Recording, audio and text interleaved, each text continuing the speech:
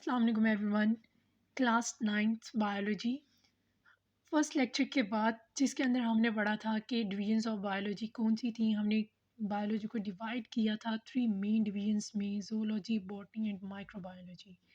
इसके बाद मज़ीद बायोलॉजी को यानी कि मज़ीद इस फील्ड को समझने के लिए हम इसमें आसानी पैदा करते हैं और इसको इसकी ब्रांचेस में हमने इसको क्या किया, डिवाइड किया। तो in order to study all the aspects of life, these three divisions are further divided into different branches as defined below. कुछ ब्रांचेस आज मैं अपने सेकंड लेक्चर में आपको बता रही हूँ। नेक्स्ट थर्ड लेक्चर में मैं इसकी जो बाकी बच गई हैं ब्रांचेस वो मैं क्लियर कर दूंगी। अगर आज हम अपनी फर्स्ट ब्रांच ऑफ बायोलॉजी की बात करें तो the first branch of biology is morphology. Morphology जैसे कि नाम से ही पता चल रहा है कि morphology, morpho, the first word is morpho means form and structure। अगर किसी एक ऐसी ब्रांच ऑफ बायोलॉजी की बात की जाती है जिसके अंदर आप स्टडी कर रहे हैं किसी भी लिविंग ऑर्गेनिजम्स के बॉडी के फॉर्म को, कि किस तरह की उसकी बॉडी है, उसके स्ट्रक्चर को, उसके साइज को अगर आप स्टडी कर रहे हैं तो आप इसे क्या पढ़ते हैं, मॉर्फोलॉजी पढ़ते हैं। The next one is anatomy. Anatomy basically the word is used for internal structure कि कोई भी चीज़ किस तरह से अंदरूनी तौर पर नज़र आती है, उसकी स्टडी को, लिविंग ऑर्गेनिजम्स की इंटरनल स्ट्रक्चर की स्टडी को हम क्या पढ़ते हैं, एनाटॉमी पढ़ते हैं। The third one and the very important is histology. The hist word is used for tissues.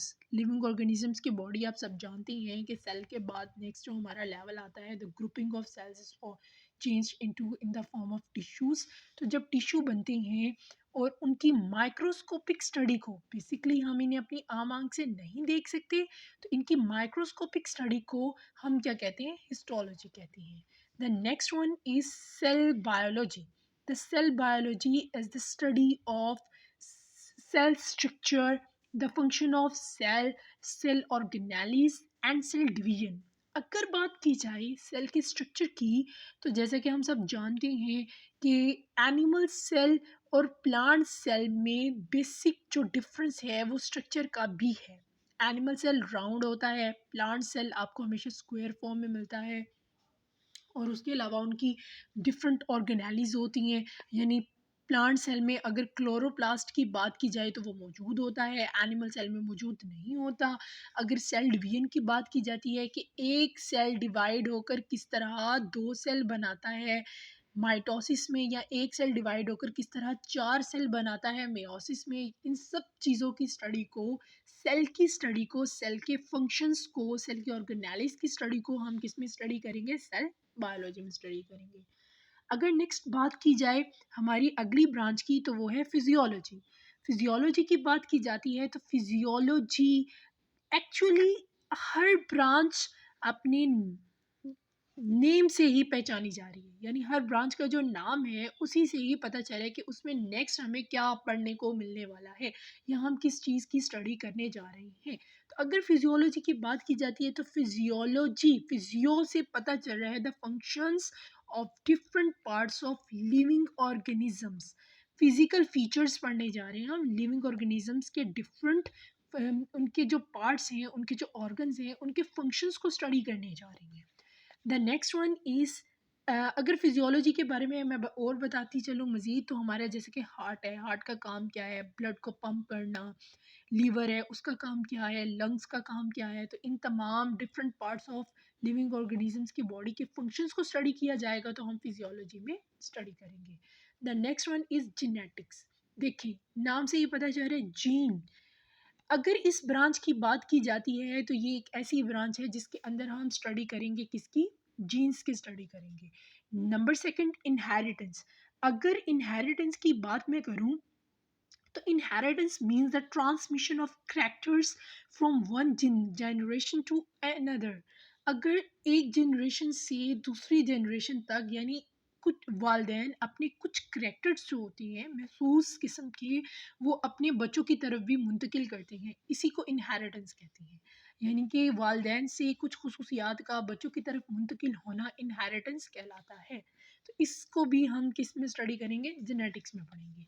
The next one is embryology. Embryology में अगर पहला वर्ड देखा जाए तो the word is embryo, and embryo is used for the small baby. जैसे कि अगर हम कहते हैं न्यू बॉर्न बेबी, अगर पैदा होने वाला कोई बच्चा है, अगर किसी भी जानदार की बात कर ली जाए, plants and animals, small young one embryo कहलाता है, यानी अभी जो पैदा नहीं हुआ होता। डेवलपमेंट ऑफ एन एम्ब्रियो, किसी भी पैदा होने वाले इंडिविजुअल की डेवलपमेंट के बारे में पढ़ेंगे कि किस तरह वो आगे डेवलप हो रहा है, उसकी स्टेजेस किस तरह गुजर रही हैं, और वो किस तरह बड़ा होगा, और वो किस तरह न्यू यंग वन बनेगा। इन तमाम स्टेजेस को हम किस में पढ़ते हैं, एम्ब्रियोलॉजी में स्टडी करते हैं। The next one is taxonomy, but not the least one, ये लास्ट नहीं है। ये अगर बात की जाए टेक्सोनोमी की, तो टेक्सोनोमी की taxa, the word taxa use for classification the small, very very very small part of classification इसका टेक्सा। अगर टेक्सोनोमी की बात की जाती है तो इसके अंदर मैं बात करूंगी कि इस दुनिया में बहुत से लिविंग ऑर्गेनिजम्स रहते हैं। इन लिविंग ऑर्गेनिजम्स को, जिसमें प्लांट्स हैं, एनिमल्स है, फंजाई है, एल्जी है, बैक्टीरिया है, वायरसेस है, इन सबको हम कभी भी एक ही ग्रुप में स्टडी नहीं कर सकते, क्योंकि इन सब के जो फीचर्स हैं, जो इनके रहने का तरीका है, जो इनकी बॉडी है, वो एक दूसरे से डिफरेंट है, एक दूसरे से बहुत मुख्तलिफ काम करती हैं। तो तमाम लिविंग ऑर्गेनिजम्स को हमने क्या करना है, क्लासीफाई करना है। इनको हमने ग्रुप्स में और सब ग्रुप्स में क्या करना है, क्लासीफाई करना है, इनकी क्लासेस बनानी है, इनको डिवाइड करना है, और उनको फिर नाम देने हैं। The naming and classification of organisms into groups and sub groups, this is called taxonomy and the study of naming and classification. Next जो मेरा लेक्चर होगा उसके अंदर मैं आपको बाकी जो इसकी ब्रांचेज हैं बायोलॉजी की वो क्लियर कर दूंगी। Thank you so much.